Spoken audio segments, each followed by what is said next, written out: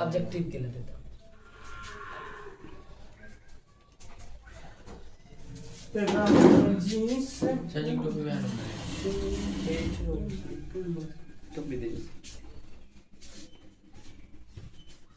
टोपी बड़ा फोन करते हैं दूसरा इसका आपका ना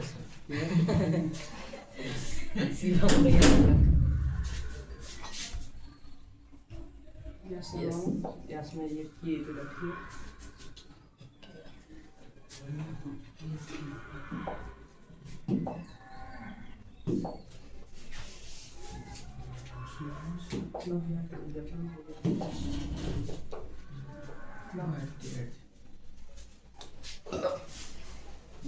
तो आइए समझते हैं। देखिए क्या हुआ कि हम दो देश का उदाहरण देकर हम समझे कि किस प्रकार दो देश सत्ता का साझेदारी होता है देशों के बीच में। और जो सत्ता का साझेदारी जो देश करता है, जो देश वहाँ के जनता के हित को समझता है, वहाँ के आम आवाम के हित को समझता है, जो सरकार हर धर्म, हर जाति, हर वेश, हर भूषा, हर भाषी लोग को, हर लिंग तरह के लोग को, हर लिंग के लोग को आगे लेकर बढ़ता है, उनके हितों को सम्मान करता है, वही सरकार आगे बढ़ पाती है और उसी देश में लोकतांत्रिक सरकार बन पाता है, उसी देश में लोकतंत्र बच पाता है। दो देश का हम उदाहरण लिए, जैसे बेल्जियम लिए और श्रीलंका लिए। बेल्जियम की सरकार जहां डच लोग और फ्रेंच भाषी लोग के बीच टकराव हो रहा था,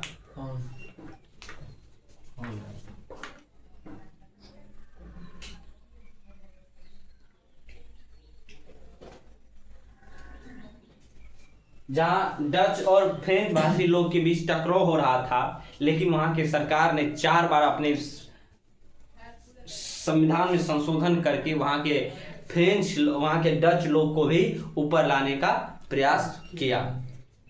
यही कारण था कि वहां के जो बेल्जियम की सरकार थी वो हर लोगों को खुश रख पाया और वहां पे देश में गृह युद्ध टल गया। लेकिन वहीं इसके विपरीत हमने श्रीलंका के बारे में पढ़ा, जो वहां के जो दो भाषी लोग थे, कौन कौन? सिंगली और तमिल। सिंगली जो 80% थे, अब बाद बाकी 11% था। लेकिन वहां की सरकार, वहां की सिंगली सरकार जो अपने आप को मूल निवासी सरकार समझती थी, जो खुद अहंकारी और गुमनामी सरकार था, वो जनता के हित को, आम आवाम के हित को नहीं समझा।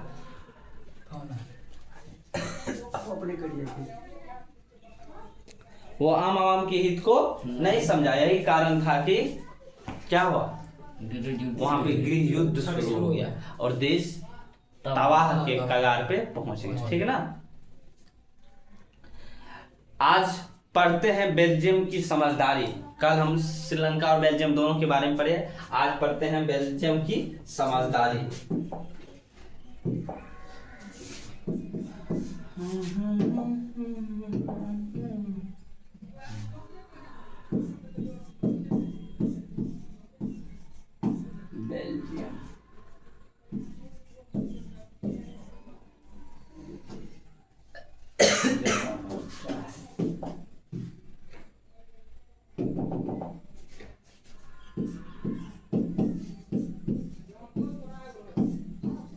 बेल्जियम की समझदारी। बेल्जियम की क्या समझदारी रही, उस बात को हम समझते हैं। बेल्जियम के नेताओं ने, नंबर 1, बेल्जियम के नेताओं ने, बेल्जियम के नेताओं ने क्षेत्रीय अंतरों, क्षेत्रीय अंतरों,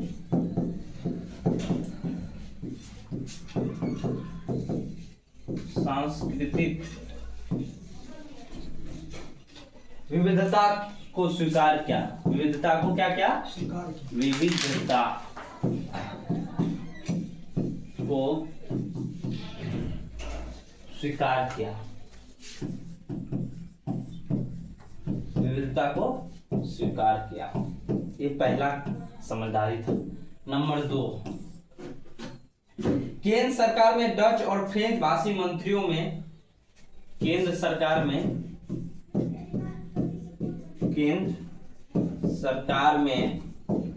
डच और फ्रेंच भाषी मंत्रियों की संख्या को क्या रखा? समान रखा। मंत्रियों की संख्या को समान रखा। अगर समान नहीं रखता तब क्या होता? तब जो अगर डच के लोगों का, अगर फ्रेंच की मंत्री ज्यादा बना देते, फ्रेंच भाषी मंत्री, तो उन सरकार का आरोप लगती थी कि फ्रेंच वाले को ज्यादा मंत्री बनाते, हम लोग को नहीं बनाता। उसमें भी, उससे भी क्या होता? मनमुटाव होता, थोड़ा अपना वो असंवेदनशील होता सरकार के प्रति। तीसरा कारण कि विशेष कानून तभी बन सकते हैं जब दोनों समूहों की सांसदों की बहुमत हो। क्या? विशेष कानून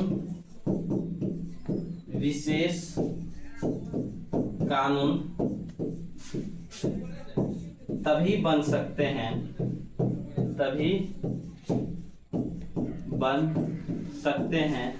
जब दोनों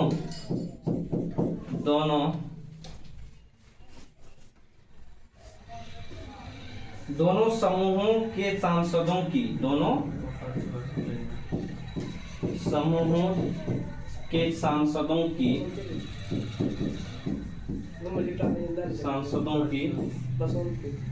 कि क्या हो? बहुमत हो। बहुमत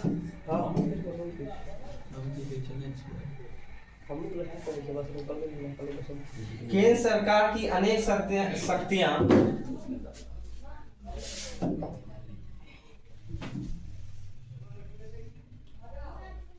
क्या हुआ? केंद्र सरकार की अनेक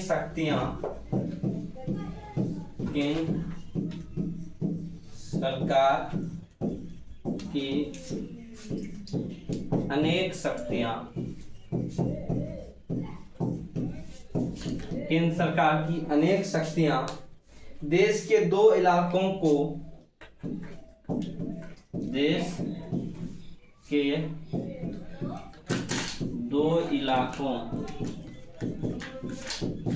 की क्षेत्रीय सरकार को दे दी गई कि क्षेत्रीय सरकार को दे दी गई।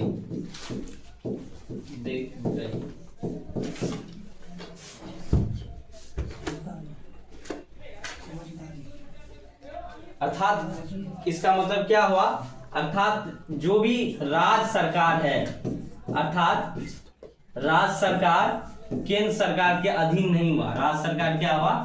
केंद्र सरकार के अधीन नहीं हुआ। अगर राज्य सरकार केंद्र सरकार के अधीन हो जाती है और केंद्र में मान लीजिए फ्रेंच की सरकार होता है, राज्य में किसी दूसरे का सरकार होता, तो फ्रेंच वाले क्या करता? डच वासी लोग को, डच वाली सरकार को क्या करता? दबाव डालता। इसीलिए अर्थात राज्य सरकार केंद्र सरकार के अधीन नहीं हुआ। केंद्र सरकार के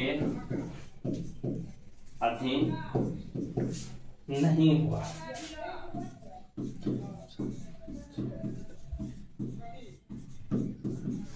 लिखिए।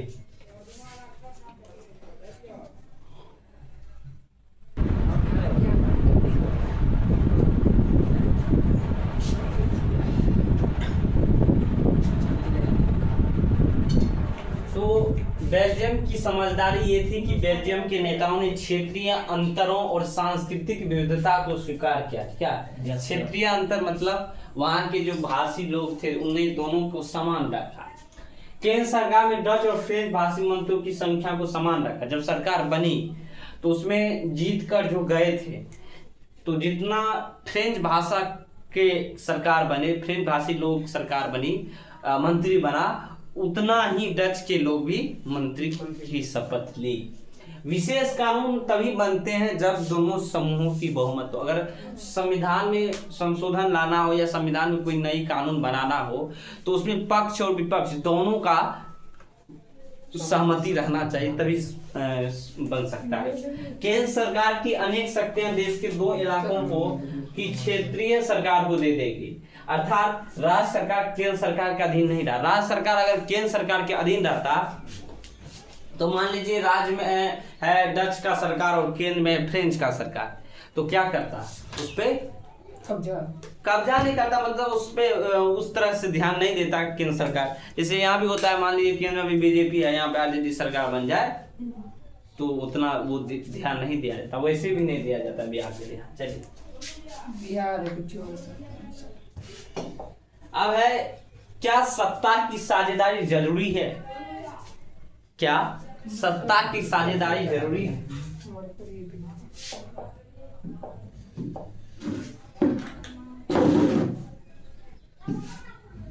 क्या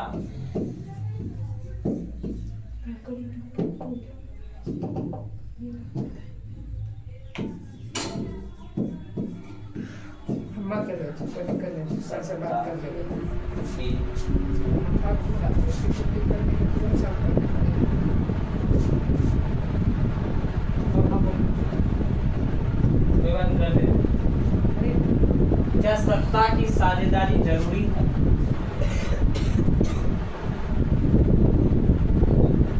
ये क्वेश्चन समझिए, क्या सत्ता की साझेदारी जरूरी है? क्या हुआ? देखिए, सत्ता की साझेदारी जरूरी है, इसके लिए 2 तर्क। पहला तर्क है कि अगर सत्ता की साझेदारी नहीं होती है तो विभिन्न समूह के बीच टकराव जो होता रहता है वो होता ही रहेगा, ठीक। दूसरा है कि लोक सत्ता की साझेदारी को लोकतंत्र का आत्मा माना गया। क्या माना गया?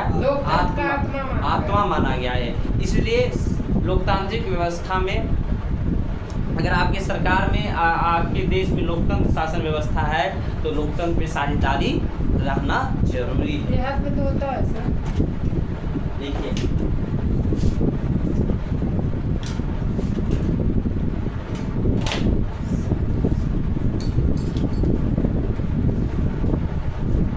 सत्ता के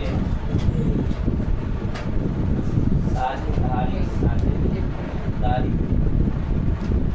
इस पक्ष में 2 तर्क हैं। पहला कि यदि सत्ता का साझेदारी न हो,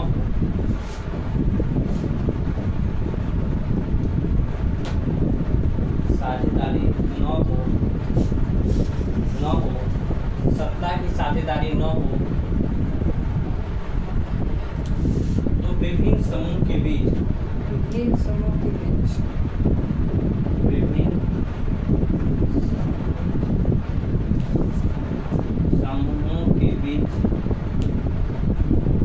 टकराव की संभावना बनी रहती है।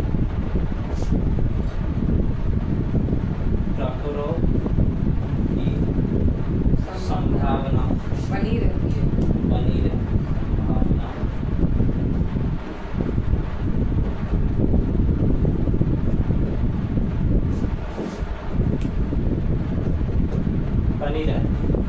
दूसरा तर्क ये है,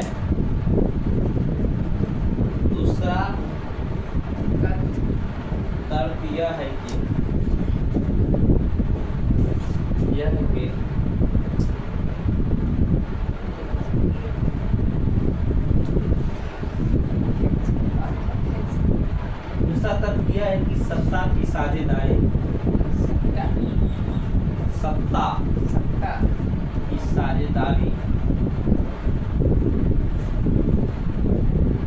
लोकतांत्रिक व्यवस्था होने का सबूत होता है। क्या होता है? लोकतांत्रिक व्यवस्था होने का सबूत होता है। लोकतांत्रिक व्यवस्था होने का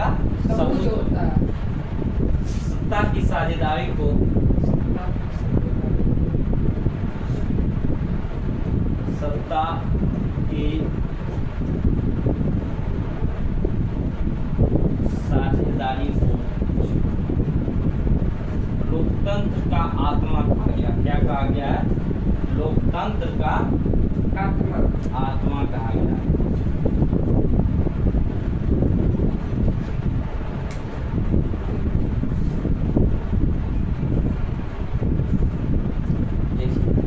देखो ना, सर ये कॉपी नहीं लाए क्या करा?